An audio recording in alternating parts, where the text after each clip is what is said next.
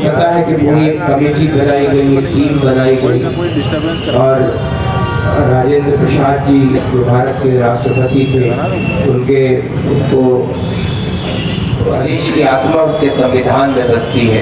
तो भारत का संविधान बाबा साहब के नेतृत्व में उन्हीं के द्वारा बनाया गया। आज पूरा देश उनको नमन कर रहा है। निश्चित ही उनके जैसे व्यक्ति का जाना बहुत ही एक दुखद घटना थी। फिर से बाबा साहब के चरणों में नमन करता हूँ। एक उद्देशिका है, जिस दिन संविधान लागू किया गया था तो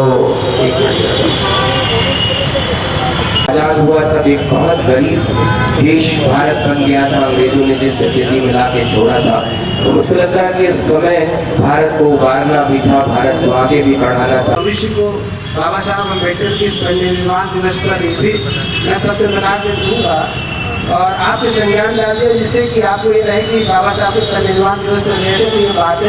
ठीक है बोले।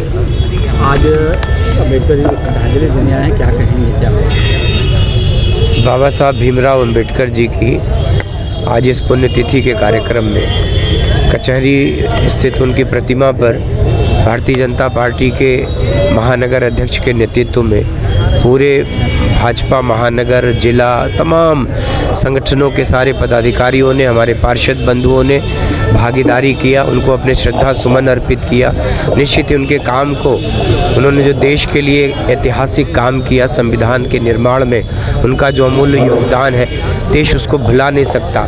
तो निश्चित ही जब हम आज ऐसे महान व्यक्ति के चरणों में नमन करने, उनको अपने श्रद्धा सुमन अर्पित करने आते हैं, जब उनको अपने शीश नवाते हैं, तो निश्चित ही हम सब गौरवान्वित महसूस करते हैं कि इतने बड़े देश भारत को आज जो दुनिया के लिए एक आदर्श बना हुआ है, उसका लोकतंत्र उसके लिए आदर्श है। तो कहीं न कहीं वो भारत का संविधान है जो भारत को ताकत देता है, प्रेरणा देता है, भारत को आगे बढ़ा रहा।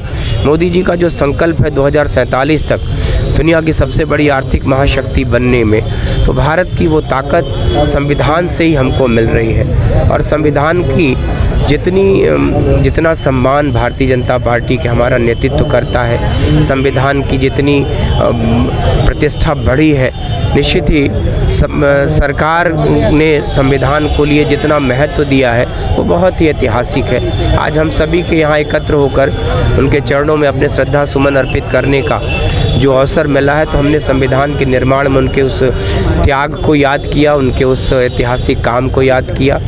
तो आज हम सभी ने उनको अपनी श्रद्धांजलि अर्पित किया है उनके चरणों में। संविधान को भी चुनौती दी जाती है विपक्षी पार्टियों को, कुछ कहेंगे? देखिए, संविधान का सर्वाधिक नुकसान करने वाले, संविधान को बार बार अपने व्यक्तिगत स्वार्थ में लोगों ने बदला है, छेड़छाड़ किया है। आज वही लोग संविधान की बात करते हैं तो उनके मुंह से ये बातें शोभा नहीं देती। संविधान का मजाक उड़ाने वाले, संविधान की प्रतियों को बार बार सदन में लहराने वाले वो लोग संविधान के रक्षक नहीं हो सकते। जिन्होंने संविधान का सबसे ज़्यादा मजाक उड़ाया हो, जिन्होंने संविधान में सबसे ज़्यादा छेड़छाड़ किया हो, परिवर्तन किया हो अपने व्यक्तिगत स्वार्थ की पूर्ति के लिए, सत्ता प्राप्ति के लिए और सत्ता के लिए दुरुपयोग के लिए उन्होंने संविधान में लगातार परिवर्तन किया है। हम संविधान का सम्मान करते हैं और संविधान से ही देश चल रहा है। और भारत अगर दुनिया की सबसे बड़ी महाशक्ति बनने वाला है, विश्व गुरु बनना है, तो उसमें भारत का वो संविधान ही वो भारत की ताकत है।